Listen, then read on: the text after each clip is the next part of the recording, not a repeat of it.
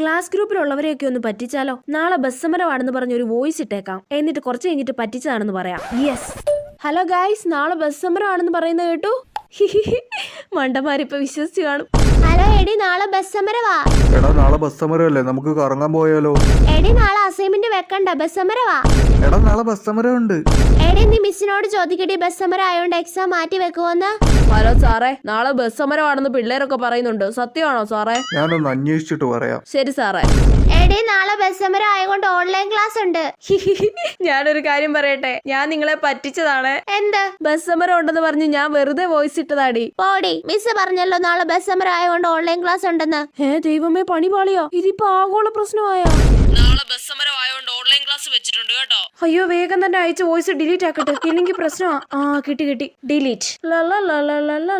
ഓ, നാളെ ബസ് സമരമാണല്ലേ.